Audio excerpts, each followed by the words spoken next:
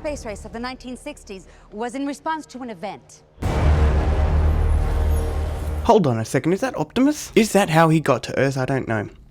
Anyway, we've finally reached what is my favourite Transformers movie out of the entire live action series, and yes, I am wearing a NASA shirt because I am that committed. I'm going to jump right into this review because I actually have a lot to say, and I will admit that this movie does have some of the bad humour from Revenge of the Fallen, but it's honestly not as much as in Revenge of the Fallen, or not as bad. There are a couple jokes given by some of the smaller Transformers. I believe his name was Brains. Yeah, still know their names. When he said that he went through Carly's underwear drawer, which, anyway, I ignored that one because for the most part the humour in this movie is on par with the first Transformers movie, where it's actually funny, it's not over the top, it's not vulgar, and there is a entire scene dedicated to Alan Tudyk's character and his sort of PTSD where he just loses his shit and has to apologize after the fact. Yeah, comedy gold in my opinion. I love that scene. It's so funny. Every time I watch this movie, which again, like the first one is quite a lot,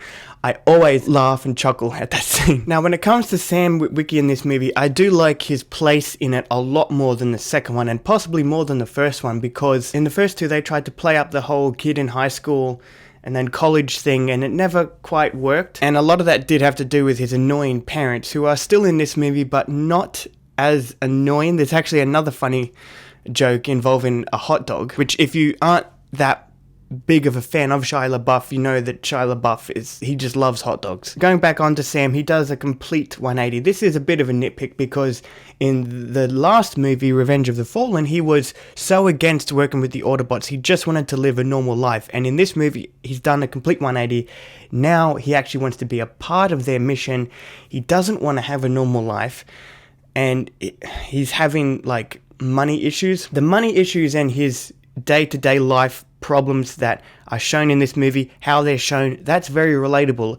Very, a lot like Peter Parker and Spider-Man. A lot of Sam's issues in this are very relatable, and they don't like shove it down your throat. It's just sort of there. They show you that, he's just a normal guy going through problems, but he has a higher calling and he wants to do that. So I like the fact that he did a complete 180 is just so noticeable to me, and I didn't like the fact, I guess I didn't like the fact that he just wanted to forget about the Autobots in Revenge of the Fallen, but in this movie now wants to be a part of their operation. I like the fact that I like seeing Sam strive to be a part of their operation and having real life troubles, as opposed to what we got in the second one. The way they handled Sam and his story in this movie, I thought was actually better. Megan Fox is not in this movie as Michaela.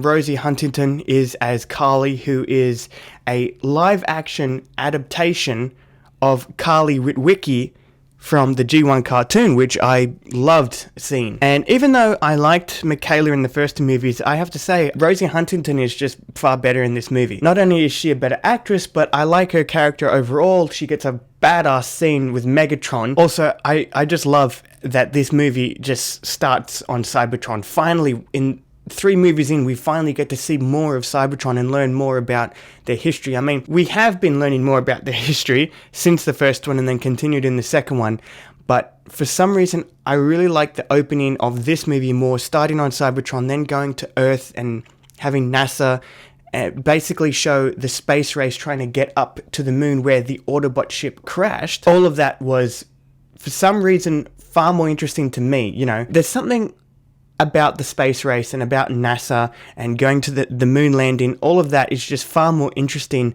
to me than anything that we got in the second one. Just in general, the space race is a very interesting time to me personally. So seeing that in this movie, I was automatically interested. And it was really cool seeing how the Decepticons have human agents on Earth. This was a twist in the franchise and the story that I loved, seeing Megatron and the Decepticons living in a dump, basically. However, they are planning and plotting the end of the world, basically, and the movie actually takes time to show the Decepticons planning and plotting. It's not just cutting back to Sam and his parents too much, it's actually developing a plot here and showing the Decepticons carrying out that plot. I love that in this movie. My only issue with this movie, pretty much my only issue with this movie is Megatron's motivation, his reason for coming to Earth. In the first movie, we are told that he came to Earth for the Allspark, and then in that movie tried to use the Allspark to transform all of Earth's machines. However, they never, like Megatron or the Decepticons never actually said that's what they were trying to do. The Autobots just told us that. Then in the second one, the idea that Megatron was there for the Allspark is kind of reinforced by the fact that when he goes to see the Fallen, he says, "I failed you on Earth." So the first and second one, the story links up, but it's here in the franchise where I start to notice that the stories aren't really caring about the previous movies so much. They're just trying to do their own thing. Because we're told that Megatron came to Earth to meet up with Sentinel. Now, it is implied that this is a secret mission, but what came first? Was Megatron going to Earth to get the Allspark for the Fallen, or was he going to Earth to meet up with Sentinel and just decided to go along with the Fallen's mission to retrieve the Allspark? What is really happening here? It's not explained. No time is spent on it. I don't understand. I just go along with it because, in all honesty, this movie, and as I said, I rewatch it quite a lot. It's good on its own if you ignore the first two. If you watch the first one and then watch this one, well, you can't really do that anyway. It gets confusing, so I try not to. I've just sort of trained my brain when I rewatch this movie to ignore that part. But when this movie first came out, I was very confused about that one part of the story. Now, going back onto my positives, I will say that this movie has one of the best highway chase scenes, and I know I'm giving high praise to a Michael Bay film, but there's a lot of highway chase scenes in movies. The Batman did it, Captain America the Winter Soldier did it. So many movies have done highway chase scenes, and not all of them stand out. This one, for me, stands out, I think mostly because I'm a Transformers fan, but because it's just such a fast-paced scene. It's well shot, edited, I love it. The best scene of this movie is that highway chase scene. Also, I cried about the halfway point watching the Decepticons invade Chicago. I was that invested in their story as a kid. I was that invested in this movie. I just loved it. Also, I would like to point out the fact that if you're a G1 fan, you will notice that this movie is kind of a combination of two of the biggest story arcs in the G1 cartoon, that being the Ultimate Doom and Megatron's Master Plan. It's okay, if you haven't seen the G1 cartoon and you don't know what the hell I'm talking about, or if you haven't seen the G1 cartoon in a while and you're unfamiliar with what I'm saying, basically what happens in those two story arcs is, in the first one, the Ultimate Doom, Megatron tries to bring Cybertron to Earth, and in the second story arc, Megatron's Master Plan, he frames the Autobots and has them leave Earth in a rocket ship. Can I just say how much I appreciate and love this movie for actually bringing in so much source material from the G1 cartoon. Carly, you know, Sam has been here since the beginning, but what he really is a Spike Witwicky. That's what he is. He's Spike Witwicky from the G1 cartoon. I love the fact that they're pulling story elements from the G1 cartoon. I love that they're actually trying to tell, you know, an intriguing story. Even though it's still a Michael Bay film, I'm looking at this as a Transformers movie, not as a Michael Bay film. And once again, by the time we get to the halfway point of the movie, when the Decepticons take over Chicago, I could not help but compare it to the emotional or dramatic heights of The Dark Knight Rises. Yes, I know I'm comparing Michael Bay to Christopher Nolan, but fuck it, this movie is very much as a very similar story to The Dark Knight Rises. Not that this movie inspired The Dark Knight Rises in any capacity, but it's just fun for me personally to think about it like that. That Transformers Dark of the Moon is The Dark Knight Rises of the Transformers franchise. I mean, there's a very memorable scene, which is not an action scene, where the Autobots are leaving, they're preparing to leave, and as they're leaving, Sam just starts breaking down in tears, and John Turturro comes by in a wheelchair, by the way, very much like Megatron's Master Plan. Sorry, just had to point out that very, very obvious similarity. Anyway, John Turturro comes by and he says, "Years from now, they're gonna ask us, where were you when they took over the planet? We're gonna say, we just stood by and watched."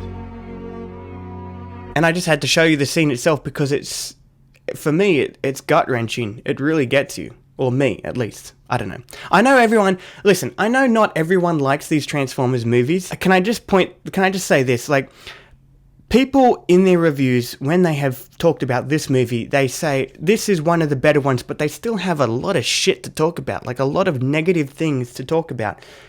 But there's also a lot of positives with this movie as well. Like I said, there's not nearly as much of the awkward and vulgar humor, inappropriate humor as the second one.